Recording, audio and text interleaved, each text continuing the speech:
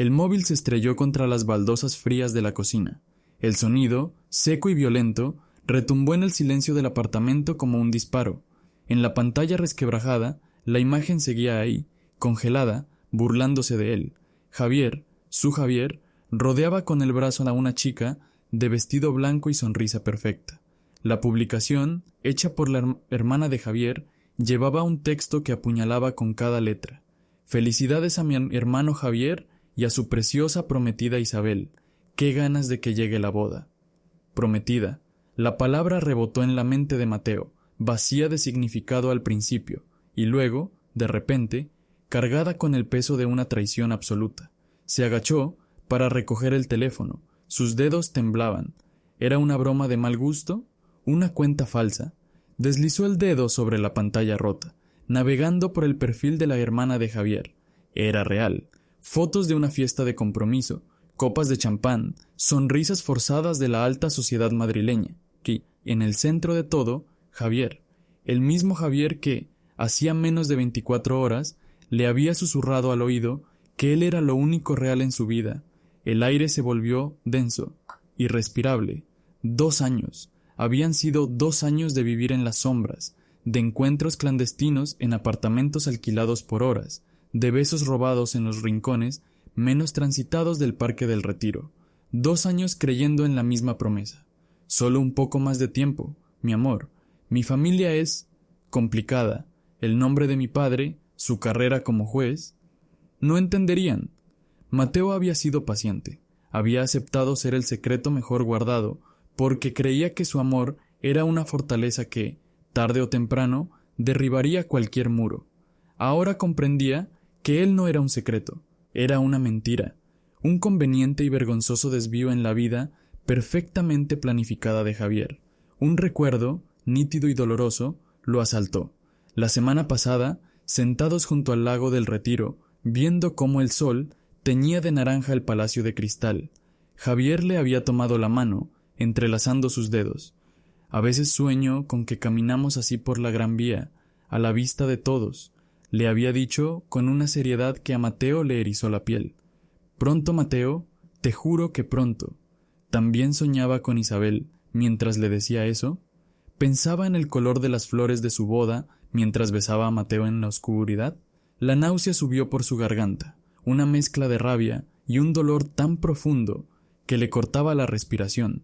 Cada recuerdo, cada caricia, cada palabra de amor se había corrompido, convirtiéndose en el eco de una farsa cruel.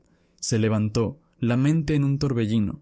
No podía quedarse ahí, ahogándose en su propio dolor. Necesitaba respuestas. Necesitaba mirarle a los ojos y escuchar la verdad, por muy devastadora que fuera. Abrió su chat con Javier, sus dedos moviéndose con una furia helada. Tenemos que hablar. Ahora. La respuesta tardó una eternidad, aunque solo fueron 3 minutos. Cariño, estoy en una cena familiar. ¿Pasó algo? La palabra cariño le quemó los ojos. El descaro, la facilidad con la que podía mentir. Deja la cena, escribió Mateo. Te veo en media hora en el bar de siempre, en Malasaña. Si no vienes, considérate un hombre libre de secretos. No era una petición, era un ultimátum.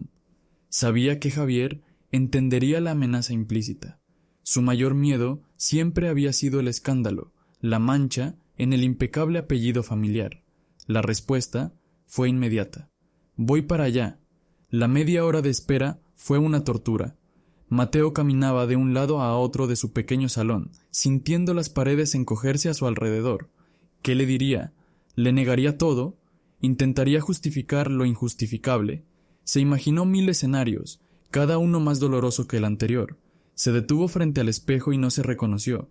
El reflejo le devolvía la imagen de un idiota, un ingenuo que había apostado todo su corazón a una mano perdedora. La rabia comenzó a desplazar a la tristeza. Ya no se sentía solo roto, se sentía humillado. Javier no solo le había mentido a él, le había permitido construir un futuro imaginario sobre cimientos de arena.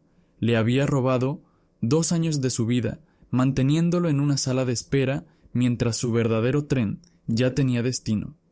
Cuando llegó la hora, salió a la calle. Las luces de Madrid, que siempre le habían parecido vibrantes y llenas de promesas, ahora se sentían frías y distantes. Cada pareja que pasaba, cada risa que escuchaba, era un recordatorio de la vida que a él le habían negado. Caminó con paso firme, la rabia como combustible.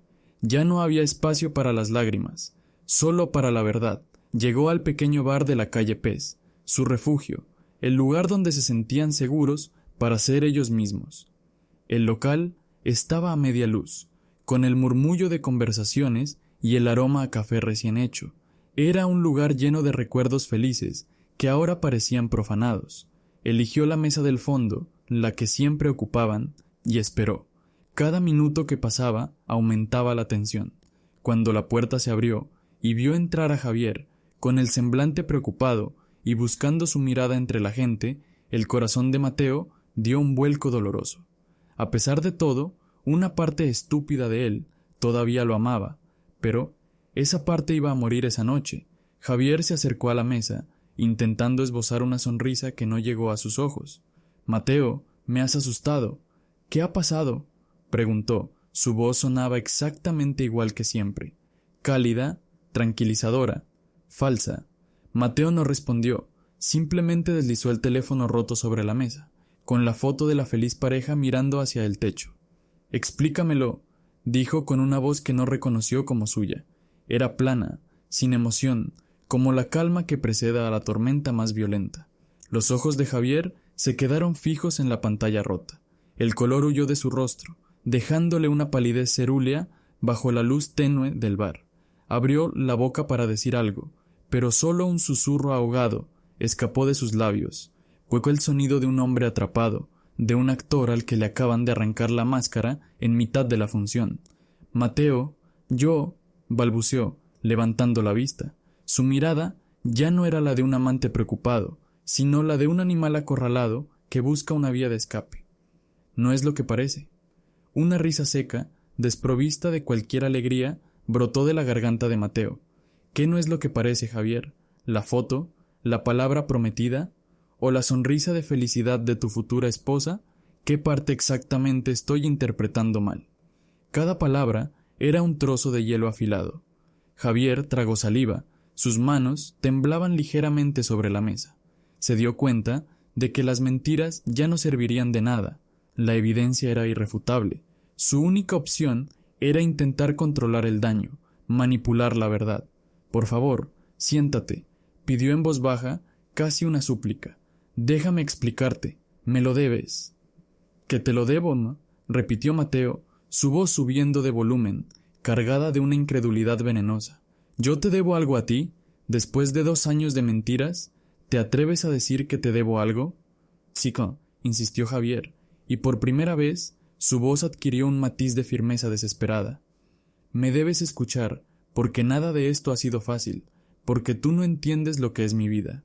El argumento, tan egoísta y retorcido, fue suficiente para que Mateo volviera a sentarse, no por compasión, sino por una morbosa necesidad de escuchar hasta dónde era capaz de llegar su cobardía. Se cruzó de brazos, una muralla humana. Javier se inclinó sobre la mesa, su voz ahora un murmullo conspirador. «Isabel, su familia y la mía son socias desde hace generaciones. Su padre es el dueño del bufete más importante del país, el único que puede competir con el de mi abuelo. Este matrimonio no es sobre amor, Mateo, es un acuerdo, un negocio para fusionar 2 imperios. Se decidió mucho antes de que yo te conociera». Mateo lo escuchaba en silencio, cada palabra confirmando sus peores miedos. Él nunca había sido una opción, siempre fue el interludio, la escapada. «Mi padre me lo dejó muy claro», continuó Javier, sus ojos buscando un atisbo de comprensión en el rostro impasible de Mateo. «Su carrera, su reputación, el legado de la familia. Todo depende de esto. Un escándalo lo destruiría, me destruiría a mí. Me dijo que era mi deber, mi obligación. ¿Entiendes? No tuve elección». «Siempre hay elección, Javier», interrumpió Mateo, su voz cortante. «Y tú elegiste mentirme. Pudiste habérmelo contado desde el principio». «¿Para qué?», replicó Javier, casi ofendido. «¿Para perderte? Mateo, mírame. Estos 2 años contigo han sido lo único real, lo único que me ha mantenido cuerdo en esta jaula de oro. Ella es la obligación, el contrato. Tú eres mi vida. Extendió la mano sobre la mesa, intentando tocar la de Mateo, pero éste la retiró como si quemara. Las palabras de Javier, que pretendían ser un consuelo, eran el insulto definitivo. No solo le confesaba su traición, sino que además pretendía que Mateo aceptara su papel en ella. ¿Y cuál es tu plan entonces?, preguntó Mateo, su voz teñida de un sarcasmo brutal. ¿Seguir con la farsa? ¿Casarte, tener hijos con ella y venir a verme los martes y jueves cuando tu esposa crea que estás en una reunión de trabajo? La expresión de Javier no cambió. No había sorpresa, ni vergüenza, solo una resignación pragmática. Sí, dijo finalmente. Si es necesario, nada tiene por qué cambiar entre nosotros. Podemos ser más cuidadosos. Ella no tiene por qué saberlo nunca. Podemos seguir juntos, en secreto. Te amo a ti, Mateo. A ella solo le daré mi apellido. Ahí estaba, la propuesta. Fría, calculada y monstruosa. Le estaba pidiendo que aceptara ser su amante, su error escondido, la válvula de escape de una vida que no tenía el valor de rechazar. Le ofrecía las migajas de su tiempo mientras le entregaba el banquete de su vida a otra persona. El dolor en el pecho de Mateo se transformó en una furia blanca y pura. La tristeza se evaporó, dejando en su lugar una claridad terrible. Vio a Javier por quien realmente era, un cobarde atrapado en una vida de privilegios, tan aterrorizado de perder su estatus que estaba dispuesto a destrozar a la única persona que le había amado de verdad. Se levantó de la silla tan bruscamente que ésta se tambaleó. «Eres increíble», susurró, negando con la cabeza. «Eres un cobarde y un egoísta. Crees que tu dinero y tu apellido te dan derecho a jugar con la vida de los demás como si fueran piezas en tu tablero personal». «No es así. Yo te amo», intentó decir Javier, levantándose también. «No te atrevas a volver a decir esa palabra», gritó Mateo, y varias cabezas en el bar se giraron hacia ellos. «El amor no es esto. El amor no es esconder, no es mentir, no es pedirle a la persona que quieres que se rebaje a ser tu sucio secreto. ¿Crees que no tengo dignidad? ¿Crees que mi vida vale tan poco que voy a conformarme con ser la sombra de tu matrimonio perfecto?» Se acercó hacia él, invadiendo su espacio personal, su voz bajando a un siseo peligroso. «Disfruta de tu jaula de oro, Javier, disfruta de tu apellido y de tu herencia, pero a mí no me vuelvas a buscar en tu vida, no me llames, no me escribas. Para ti, yo he muerto esta noche». Sin esperar respuesta, sacó la cartera, arrojó un billete de 20 euros sobre la mesa para pagar las bebidas que nunca tocaron, y se dio la vuelta. Caminó hacia la salida con la espalda recta, sin mirar atrás. Cada paso era un esfuerzo monumental, una lucha contra el impulso de derrumbarse allí mismo. Sentía la mirada de Javier clavada en su nuca, pero no se detuvo. Al empujar la puerta y salir a la fría noche madrileña, sintió que no solo estaba dejando atrás un bar, sino una vida entera. Estaba dejando atrás al hombre que amaba, pero sobre todo, estaba dejando atrás al iluso que había creído en él, y el silencio que dejó a sus espaldas era el sonido de un corazón rompiéndose, de forma irreparable. Mateo caminó sin rumbo, movido por una inercia que no controlaba. Las calles de Madrid, que minutos antes habían sido un escenario hostil, ahora eran un borrón de luces y sombras. El frío de la noche por fin le calaba los huesos, pero era un frío externo, casi insignificante comparado con el glaciar que se estaba formando en su pecho. La rabia que la había sostenido en el bar se había disuelto, dejando paso a una vulnerabilidad total, cruda y aterradora. Estaba a la deriva. Su teléfono vibró en el bolsillo, una y otra vez. Javier, mensajes, llamadas perdidas, una súplica digital que Mateo ignoró con un gesto mecánico, silenciando el aparato. Cada vibración era un recordatorio de la mentira, una punzada que reabría la herida. No podía volver a su apartamento. Cada rincón estaba impregnado de él, de su risa, de su olor, de las promesas susurradas en la oscuridad. El lugar, que había sido su hogar, ahora se sentía como una tumba. Solo había una persona en el mundo a la que podía acudir, alguien que, a pesar de sus diferencias, siempre había sido su ancla, su conexión con la realidad. Su hermano mayor, Carlos. Carlos era todo lo que Mateo no era: pragmático, sensato, con una vida ordenada y predecible. Trabajaba como ingeniero, estaba casado y tenía una hipoteca. Siempre le decía a Mateo que debía poner los pies en la tierra. Quizás por eso lo necesitaba ahora. Necesitaba que alguien le dijera que el suelo bajo sus pies todavía existía, aunque él sintiera que se había desmoronado. Tomó el último metro, un vagón casi vacío que se deslizaba por los túneles de la ciudad como un fantasma.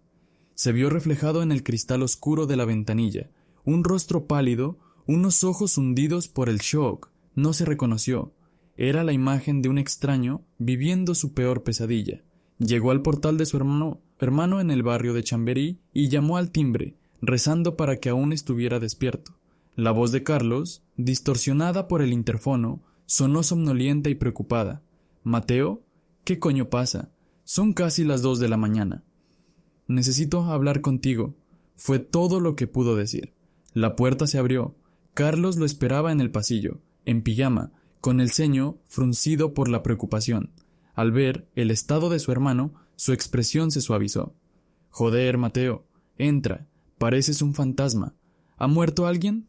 «Sí», susurró Mateo mientras entraba. «Creo que he muerto yo». Se sentaron en la cocina, el único lugar de la casa donde las luces estaban encendidas. Carlos le sirvió un vaso de agua que Mateo sostuvo entre sus manos temblorosas. Sin beber, el silencio era denso, expectante. «Es Javier», comenzó Mateo, su voz rota. Le costaba formar las palabras, como si tuviera que arrancárselas del alma. Contó la historia a trompicones, sin adornos, una confesión brutal de los hechos. La foto, la prometida, la conversación en el bar, la propuesta de ser su secreto. Cada frase era un clavo más en su propio ataúd. Carlos escuchó sin interrumpir, su rostro volviéndose cada vez más serio, impenetrable. Mateo buscaba en sus ojos una señal de empatía, de compasión, de la ira fraternal que esperaba, pero no encontró nada de eso, solo una creciente incomodidad. Cuando Mateo terminó, el silencio que llenó la cocina fue peor que cualquier grito. Carlos se levantó, caminó hasta el fregadero y se sirvió un vaso de agua para sí mismo. Se tomó su tiempo. Era una maniobra para pensar, para elegir sus palabras. «A ver si lo he entendido», dijo finalmente, sin mirar a Mateo. «¿Este Javier es Javier Serrano? ¿El hijo del juez Miguel Serrano?» La pregunta cayó sobre Mateo como una jarra de agua fría. No era «¿Estás bien?», ni «voy a matar a ese cabrón». Era una pregunta sobre estatus, sobre nombres. «Sí», respondió Mateo, desconcertado. Carlos soltó un suspiro, una mezcla de exasperación y alivio. «Bueno, menos mal que nadie sabía de lo vuestros, entonces. Imagínate el escándalo». Esa fue la primera grieta, la primera señal de que había cometido un terrible error al venir allí. «Carlos, no estoy preocupado por un escándalo», dijo Mateo, su voz temblando de frustración. «Estoy destrozado. Yo lo amaba». «Amor, amor», repitió Carlos, por fin girándose para mirarlo. Su expresión no era cruel, era peor, era condescendiente, como si hablara con un niño que no entiende el mundo de los adultos. «Escúchame, Mateo, y escúchame bien, porque soy tu hermano y te voy a decir la verdad que nadie más se atreverá a decirte. Quizás esto es lo mejor que te podía haber pasado». Mateo se quedó sin aliento, como si le hubieran golpeado. «Lo mejor», logró articular. «Sí, te ha hecho un favor», continuó Carlos, ahora en pleno discurso, convencido de su propia sabiduría. «Ese mundo no es para ti, esa gente vive en otra realidad. Pero más allá de eso, Mateo, siempre pensé que esto era una fase tuya, algo pasajero, una forma de revelarte, no sé, una fase». La palabra lo atravesó, más dolorosa que la traición de Javier. Su amor, su dolor, su identidad, todo reducido a un capricho adolescente. «Ahora tienes la oportunidad de encarrilar tu vida de verdad», sentenció Carlos, dándole una palmada en el hombro que pretendía ser de apoyo, pero se sintió como un empujón al vacío. «Olvídate de él, conoce a una chica normal, cásate, ten hijos, forma una familia de verdad, es hora de madurar». En ese instante, Mateo comprendió lo que era la verdadera soledad. no era la ausencia de un amante, era estar sentado frente a su propia sangre y sentirse como un completo extraño, un error que necesitaba ser corregido. Su hermano no solo no entendía su dolor, lo invalidaba, consideraba que su amor era ilegítimo, su sufrimiento, una lección necesaria para devolverlo al camino correcto. Se levantó lentamente, el vaso de agua todavía intacto en su mano, lo dejó sobre la encimera con un cuidado extremo, como si cualquier movimiento brusco pudiera hacerlo añicos a él también. «Tengo que irme», dijo, su voz desprovista de toda emoción. Estaba más allá de la rabia, más allá de las lágrimas. Solo sentía un vacío inmenso. «Mateo, no te vayas así. Solo quiero lo mejor para ti», dijo Carlos, su tono ahora teñido de una falsa herida, como si el ofendido fuera él. Mateo lo miró por última vez, y lo que vio no fue más a su hermano, sino a un guardián de ese mismo mundo de apariencias y reglas que Javier había elegido, un mundo donde él simplemente no cabía. «Gracias por el agua», dijo, y salió de nuevo a la noche, pero esta vez la sensación era diferente. Ya no estaba huyendo de un corazón roto, estaba huyendo de la constatación de que no tenía a dónde ir. La traición de Javier le había robado el amor, pero la condescendencia de su hermano le había robado la pertenencia. Estaba solo, no en el sentido romántico de la palabra, sino en el sentido más fundamental y aterrador. Estaba solo en el mundo. Los días que siguieron se fundieron en una mancha gris y sin forma. Mateo se convirtió en un autómata. Se levantaba, iba a trabajar, movía el ratón, tecleaba códigos y volvía a casa. Comía sin hambre, se duchaba sin sentir el agua. El dolor agudo de las primeras horas se había transformado en un entumecimiento pesado, una niebla densa que amortiguaba el mundo exterior. Su apartamento, antes un refugio, era ahora una celda de aislamiento llena de fantasmas. Cada objeto le recordaba a Javier, el libro a medio leer en la mesilla, la taza de café que usaba siempre, incluso el silencio parecía tener la forma de su ausencia. Su teléfono seguía siendo un campo de minas. Había bloqueado el número de Javier después de la llamada número 30, pero luego empezaron los mensajes de amigos en común, preguntando si sabía algo, si estaba bien, y los mensajes de Carlos, insistentes y llenos de una falsa preocupación que olía a culpa. «¿Podemos hablar? Estoy preocupado por ti». Mateo los ignoraba a todos. Se había desconectado del mundo porque el mundo, tal y como lo conocía, le había dado la espalda. Se sentía como un náufrago en una isla desierta, viendo pasar los barcos a lo lejos sin tener fuerzas para hacer una señal. Se sumergió en una soledad tan profunda que empezó a perder la noción de sí mismo.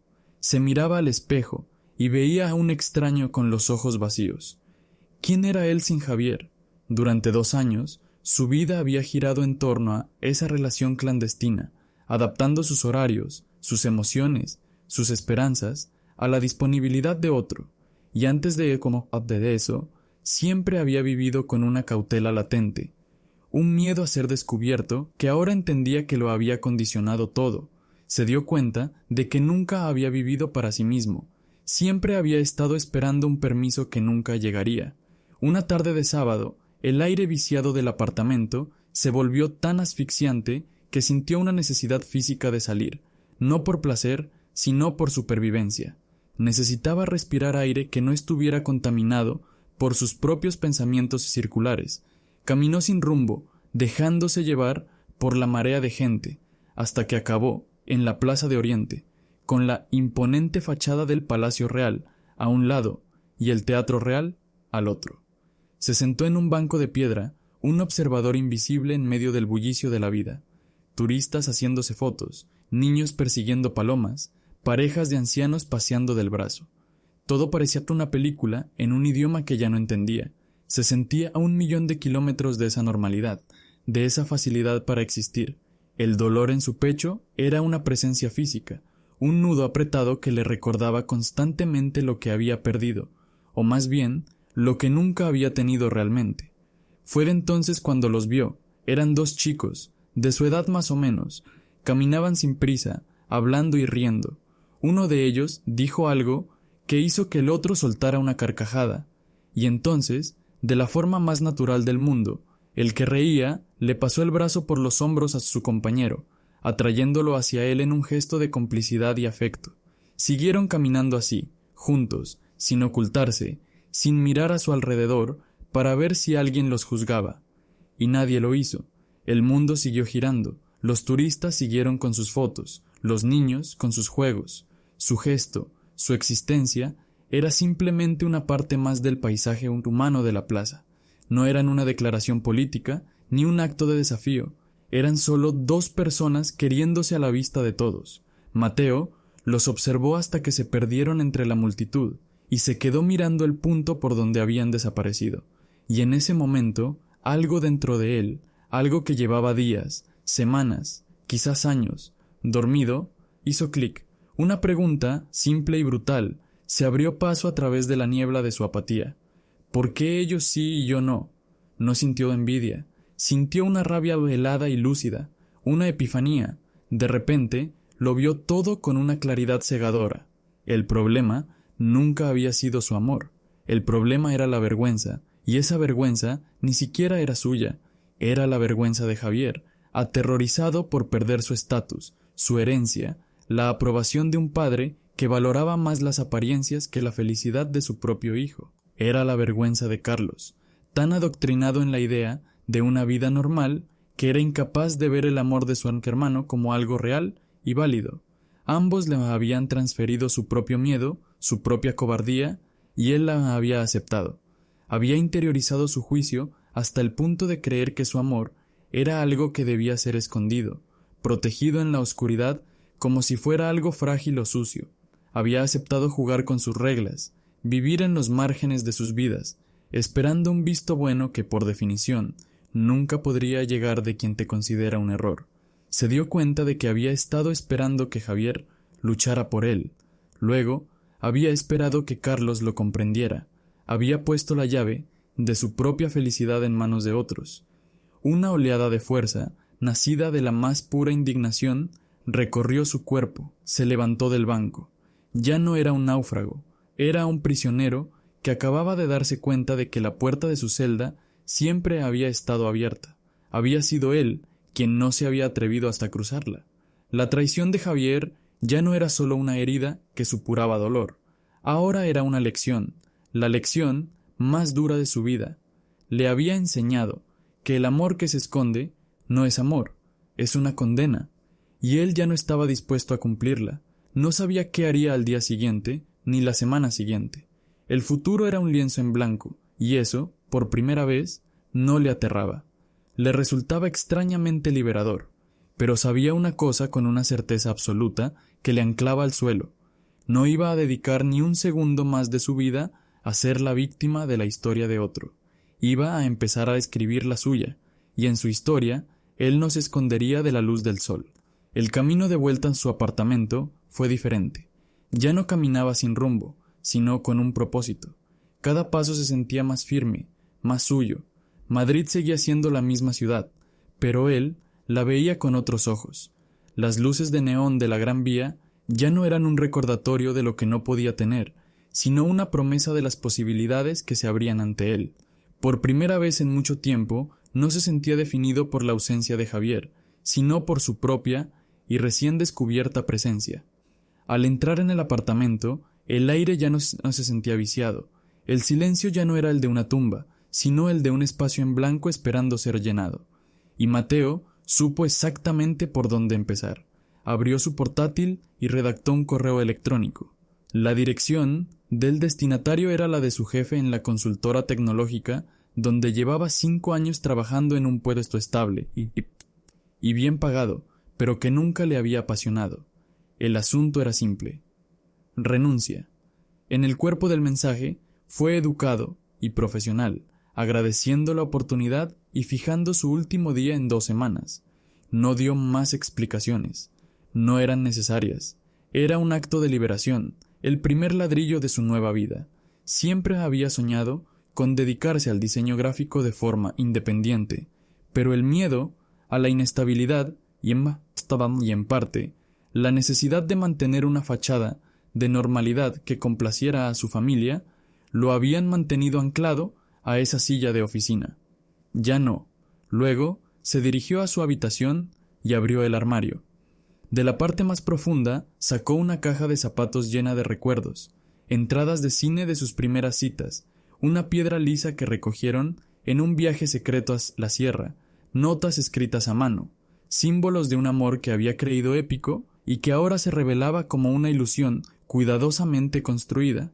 Sin nostalgia, sin ira, solo con una determinación serena, llevó la caja a la cocina, y uno por uno fue arrojando cada objeto a la basura. No era un acto de rabia, sino de limpieza. Estaba haciendo espacio. El último objeto que quedaba en la caja era una foto de ellos dos, tomada en un fotomatón. Sonreían, ajenos a la mentira que los rodeaba.